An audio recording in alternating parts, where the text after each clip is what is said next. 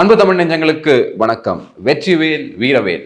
திமுகவின் சதியாட்டம் செருப்படி வாங்கியிருக்குன்னு சொல்லணும். திமுக மறுபடி கூப்பிட்டு வச்சு பலார்னு அரைஞ்சு அமைச்சிருக்காங்க நீதிமன்றத்தில். திமுகவுக்கு ஒரு நினைப்பு இருக்குது, நாம் கோக்குமாக்கு பண்ணி திருட்டுத்தனம் பண்ணி நீதிமன்றத்தில் இருக்கக்கூடிய ரூல்ஸ் அண்ட் ரெகுலேஷன்ஸை பைபாஸ் பண்ணி ஓட்டைக்குள்ளே புகுந்து எப்படியாவது வந்து ஹிந்துக்களோட மனசை மட்டும் புண்படுத்தலாம் அப்படின்னு நினச்சிக்கிட்டு இருந்தாங்க.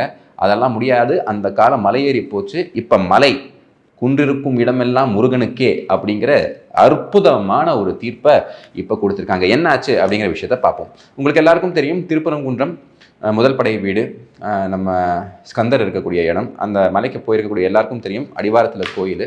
நீங்கள் போய் பார்த்தீங்க அப்படின்னா அவ்வளோ அழகான இட்ஸ் கேவ் டெம்பிள் அப்படிம்பாங்க பார்த்தீங்களா. அந்த மலையை குடஞ்சி அந்த காலத்தில் பண்ணியிருக்காங்க. 6ஆம் நூற்றாண்டில் அதோட மென்ஷன் இருக்குது.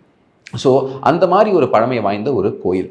இதில் என்ன ஹிஸ்டாரிக்கல் ரெக்கார்ட் சொல்லுது அப்படின்னு பார்த்தீங்கன்னா, தீபத்தூண், மலை மேல் இருக்கக்கூடிய தீபத்தூணில் தான் இந்த கார்த்திகை தீபம் ஏற்றப்பட்டது. 1939 to 45 உங்களுக்கு எல்லாருக்கும் தெரியும், 2ஆம் உலகப் போர் நடக்குது. அப்போ அந்த 2ஆம் உலகப் போர் நடக்கும்போது இந்த பிரிட்டிஷ்காரங்க என்ன பண்ணியிருக்காங்க அப்படின்னா, இந்த மாதிரி லுமினிசென்ட் ஆப்ஜெக்ட்ஸ், அதாவது எங்கெல்லாம் வெளிச்சம் தெரியுதோ அந்த வெளிச்சம் எல்லாம் தெரியாது இருக்கிறதும் எங்கேயுமே நீங்கள் தீபம் ஏற்றக்கூடாது அப்படின்னு இந்த ப்ராக்டிஸை ரெஸ்ட்ரிக்ட் பண்ணுறாங்க. காரணம் என்ன அப்படின்னா, அப்போல்லாம் வந்து ஏரியல் பாம்பிங்ஸ் பண்ணும்போது அவங்க வந்து கீழே தான் லைட் எரியுதா, அப்போ அங்கே மக்கள் இருக்காங்க அப்படின்னு பாம்பு போடலாம். இன்றைக்கி மாதிரி ஃபெசிலிட்டிஸ் எல்லாம் கிடையாது. ஸோ அதனால் அதை பேன் பண்ணியிருந்தாங்க. அப்புறம்லேருந்து எப்போவுமே வந்து அந்த ப்ராக்டிஸை பேன் பண்ணியே வச்சுருக்காங்க. ஸோ இந்த ப்ராக்டிஸு எல்லாருமே வந்துட்டு ஒரு 120 வருஷமாக கொஸ்டின் பண்ணியிருக்காங்க. இதை நம்ம எப்படியாவது திருப்பி கொண்டு வரணும், இது எப்படியாவது வந்துட்டு நம்ம இந்த தீபத்தூணில் இந்த விளக்கையை ஏற்றணும் அப்படிங்கிற ஒரு எண்ணம், ஒரு உத்வேகம் அங்கே இருக்கக்கூடிய மக்களுக்கு எப்பவுமே இருந்துகிட்டு இருக்கு.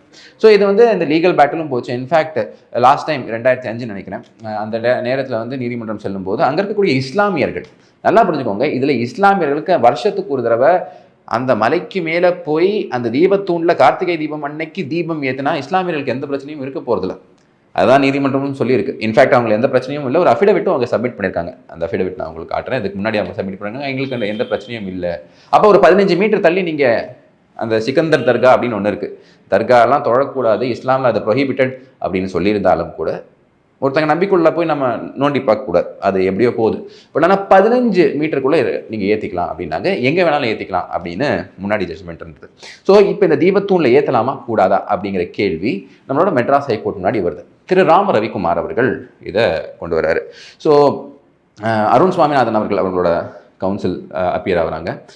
இவங்க வந்து ரொம்ப பியூட்டிஃபுல்லாக ஆர்கியூ பண்ணி திரு ஜஸ்டிஸ் ஜிஆர்எஸ் முன்னாடி இந்த ஆர்கியூமெண்ட்ஸ் எல்லாத்தையும் வைக்கிறாங்க. எதிர்த்தரப்பும் வந்துட்டு இந்த அதற்கு எதிரான வாதங்கள்லாம் வைக்கிறாங்க. அப்போ வாத பிரதிவாதங்கள் எல்லாத்தையும் கேட்டுட்டு திரு ஜஸ்டிஸ் ஜிஆர் சுவாமிநாதன் வாத பிரதிவாதம் மட்டும் கேட்கல.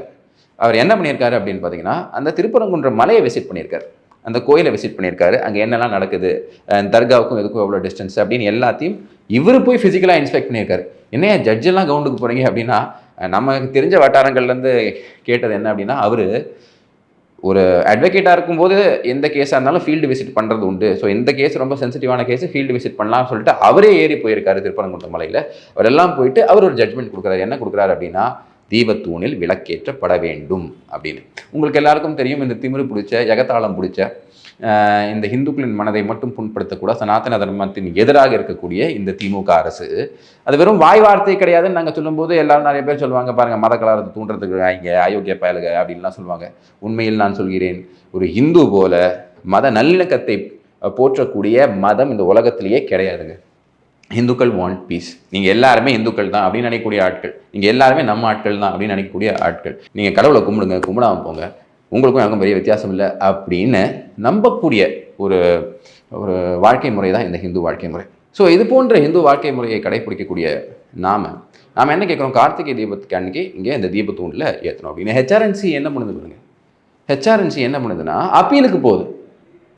அதுக்கு முன்னாடி நிறைய கூட்டு இந்த கோர்ட்டில் நடக்குது. என்ன பண்ணுறாங்க அப்படின்னா, நான் ஆர்டர் போட்டுட்டேன், இவங்க எதுவும் தீபம் ஏற்றுன மாதிரி தெரியலையே அப்படின்னு சொல்லிட்டு பெட்டிஷனரோட கவுன்சிலெலாம் போய் நீதிமன்றத்துக்கு சொல்கிறாங்க.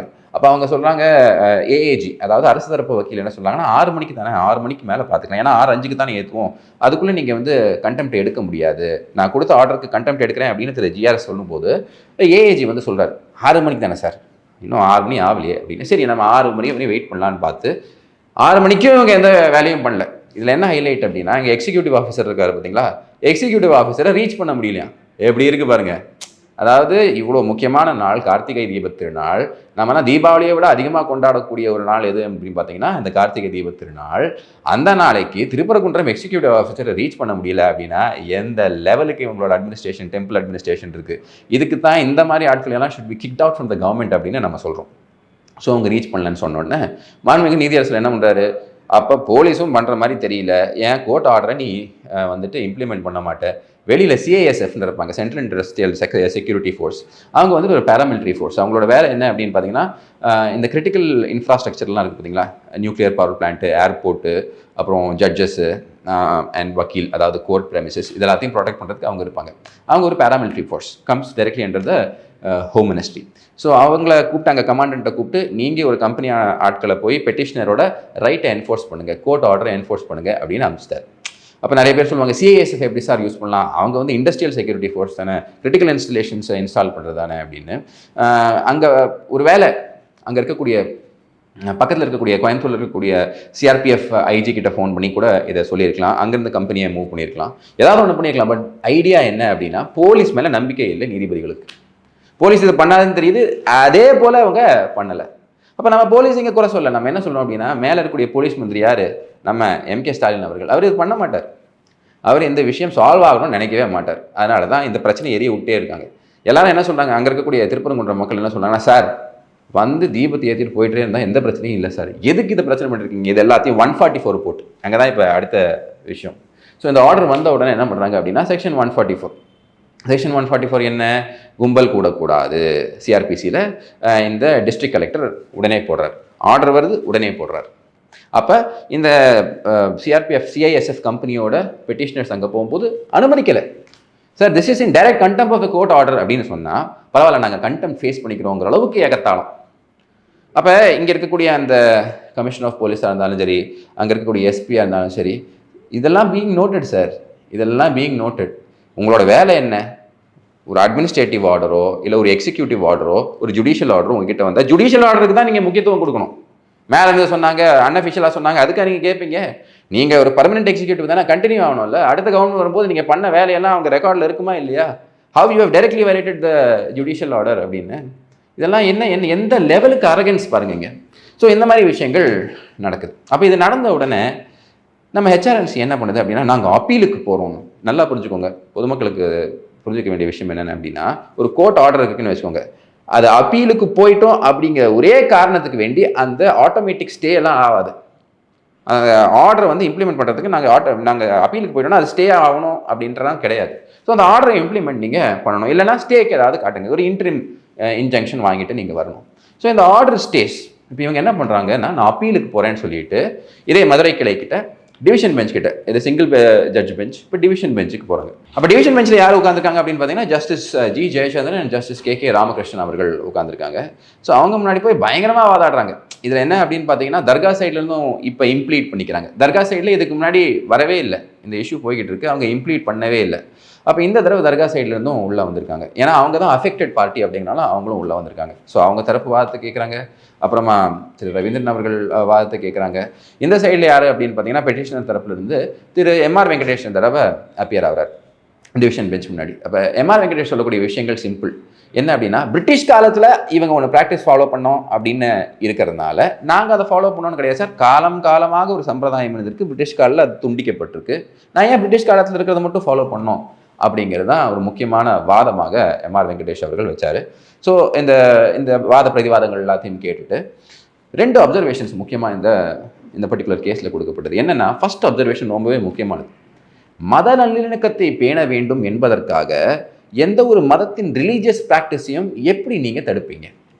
மத நல்லிணக்கம் இருக்கணும், நோ டவுட். செக்யூலரிசம் இருக்கணும், நோ டவுட். எல்லா மதத்துக்கும் மரியாதை இருக்கணும், நோ டவுட். ஆனால் அதற்கு வேண்டி ஒரு பர்டிகுலர் ரிலீஜனோட ரிலீஜியஸ் ப்ராக்டிசஸை நீங்கள் எப்படி ரெஸ்ட்ரிக்ட் பண்ணுவீங்க அப்படிங்கிற முக்கியமான ஒரு அப்சர்வேஷன் இங்கே இருக்குது. புரியுதுங்களா? இங்கே போனால் பிரச்சனை வந்துடும், அங்கே போனால் கலவரம் வந்துடும்.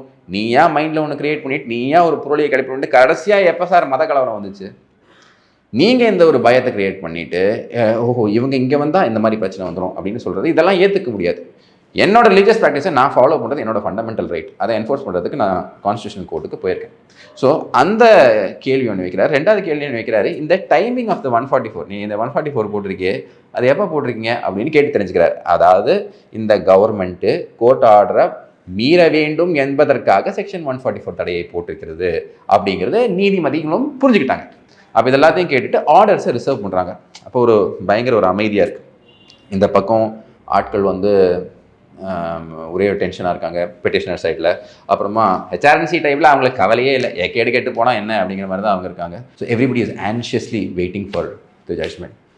அப்புறமா திடீர்னு ஜட்ஜ்மெண்ட் வந்துச்சு. ஆர்டர் என்ன வந்துச்சு அப்படின்னு பார்த்தீங்கன்னா, திரு ஜி.ஆர். சுவாமிநாதன் அவர்கள் சொன்னது செல்லும். மலை தீபத்தூணில் தான் கார்த்திகை தீபம் ஏற்றப்படும். அடிச்சானா அடி, சரியான அடி. இதுதான் தீர்ப்பு. அது மட்டும் இல்லாமல் ஸ்டேட்டோட அப்பீலை டிஸ்மிஸ்டுன்னு தூக்கி போட்டாங்க. புரியுதுங்களா? அப்போ இதுலேருந்து என்ன தெரியுது? சட்டம் தெரிந்த யாருக்கும் தெரியும், இதில் வந்து பெரிய சந்தேகமோ எதுவும் கிடையாது. அன்னைக்கு அங்கே தீபம் ஏற்றிட்டு போனால் என்ன பிரச்சனை உங்களுக்கு? என்ன பிரச்சனை? இன்ஃபேக்ட் இதை வெஹமெண்ட்டாக யாராவது பாதிக்கப்பட்டு அப்போஸ் பண்ணோன்னா முஸ்லீம் பாடிஸ் அப்போஸ் பண்ணோம். அவங்க தரப்புலேருந்து தீவிர அங்கெல்லாம் எதுவும் கண்டுக்கவே இல்லை. ஏன்னா அவங்களுக்கு தர்கா வழிபாடுங்கிற ஒரு முறையே கிடையாது. இந்த நவாஸ்கனி இந்த கும்பல்லாம் சேர்ந்தால் அது ஒரு பெரிய பிரச்சனையாக ப்ராப்பப் பண்ணிச்சு. அப்புறம் இந்த சு வெங்கடேசன்லாம் இப்போ மூஞ்சியை கொண்டு போய் எங்கே வச்சுப்பார்? சு வெங்கடேசன் அவர்களே இப்போ நீதிபதியாக சொல்லிட்டாங்கல்ல, நீதிமன்றமே சொல்லியிருக்கு 3 ஹைகோர்ட் ஜட்ஜு, சிங்கிள் ஜட்ஜ் பெஞ்சு, டிவிஷன் பெஞ்சு 2 பேருமே சொல்லிட்டாங்க அங்கே தான் தீபம் ஏற்றப்படும் அப்படின்னு. ஸோ இது திமுகவுக்கு சரியான செருப்படி. பட் திமுகவுக்கு செருப்படி வாங்குறது அப்படிங்கிறது ஒரு புது விஷயம் கிடையாது. They are use to it. அதே அவங்க வந்து இம்யூன் டு இட். அதனால் அதை வாங்கிட்டு தொடச்சிக்கிட்டு துப்புனா தொடச்சிக்குவேன் அப்படிங்கிற மாதிரி அதை தொடச்சி விட்டு போய்கிட்டே இருக்கக்கூடிய ஒரு கூட்டம் தான். ஆனால் இதுலேருந்து முக்கியமான லெசன் என்னென்னா, இந்துக்கள் விழித்து கொள்ள வேண்டும். மதக்கலவரம் உருவாக்குறான் பாஜக, இந்து முன்னணி இதை பண்ணிட்டான் அதை பண்ணிட்டான். டேய், இதெல்லாம் பண்ணி கோர்ட்டில் போய் வாதாடி பிரச்சனை பண்ணி மக்கள்கிட்ட இந்த விஷயங்கள்லாம் கொண்டு போய் சேர்த்ததுனால தான் இன்னும் பல கோயில்கள் இருக்குது, இன்னும் நம் நம்பிக்கைகள் இருக்குது, இன்னும் நம் வாழ்க்கை முறை இருக்குது. அதையெல்லாம் என்றைக்கும் முடிக்கணும்னு ஆங்கிலேயரும் சரி, மிஷினரி கூட்டமும் சரி, இங்கே வந்த பல பேர் நம்மளை கன்வெர்ட் பண்ணணும் அப்படின்னு ட்ரை பண்ணாங்க. ஸோ இங்கே இருக்கக்கூடிய ஹிந்துஸோட பவர் என்ன அப்படின்னா, despite 800 years of Muslim rule, despite 200 years of Christian rule, நாம் மெஜாரிட்டி ஹிந்து நேஷனாக இருக்கும். இது வேறு எந்த காண்டினென்ட்லேயும் நடந்ததே இல்லை. டர்க்கி என்னாச்சு, ஆஃப்ரிக்காவில் மெஜாரிட்டி ஆஃப் த கண்ட்ரிஸ் என்னாச்சு, சென்ட்ரல் ஏஷியா என்னாச்சு, நாம் இதிலெல்லாம் படக்கூடாது, விழிப்புணர்வோடு இருக்கணும். இன்றைக்கி திருப்புரம் குன்றத்தில் கிடைச்ச இந்த வெற்றி இருக்குது பார்த்தீங்களா, அது நமக்கு எல்லாருக்கும் ஒரு பெரிய ஊக்கமாக இருக்க வேண்டும் என்று சொல்லி உங்ககிட்ட இருந்து விடைபெறேன். நன்றி, வணக்கம், ஜெயஹிந்த்.